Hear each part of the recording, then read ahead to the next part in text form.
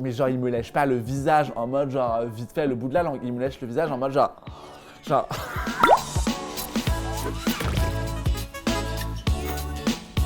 C'était il y a quelques années, au tout début quand je commençais à jouer mon spectacle, j'étais pas un humoriste un peu connu et tout. Et souvent, il y avait vraiment des moments où tu joues et tu te dis mais les gens sont là, mais ils savent pas pourquoi ils sont là. Tu sais, c'est comme quand tu fais un plan cul avec quelqu'un et que la personne joue pas du tout dans la même catégorie de porno que toi. Toi d'un coup, t'es là dans un trip un peu Truffaut, genre jardin, machin, et l'autre il est en mode genre t'es plomberie, genre y a un... Et là, voilà.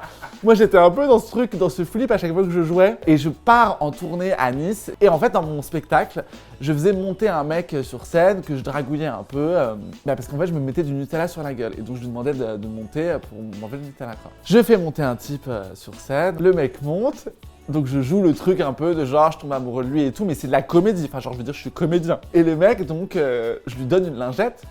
Et le mec me lèche le visage. Mais genre, il me lèche pas le visage en mode genre vite fait le bout de la langue. Il me lèche le visage en mode genre... La grosse angoisse, parce que tu le vois en fait. Tu sais, c'est comme les chiens quand ils viennent te lécher et que tu vois leur langue sortir. Moi, j'avais vraiment le ralenti du gars qui était pas ouf en plus. C'est pas Lou Garrel, François Civil ou Ryan Gosling, tu vois. Genre, je dis pas, mais il sortait plus de confessions intimes que d'un film hollywoodien, quoi. Et moi, sur le coup, j'étais hyper gêné. Alors, ça fait rire les gens, donc d'un coup, tu te dis, bon, ça passe. Et donc, je la joue un peu genre, je suis trop choqué, c'est un peu un ouf. Intérieurement, j'avais envie de le taper. J'étais là, mec, Là, on est dans une proximité. Bon, les gestes barrières n'étaient pas respectés. Et le spectacle se termine.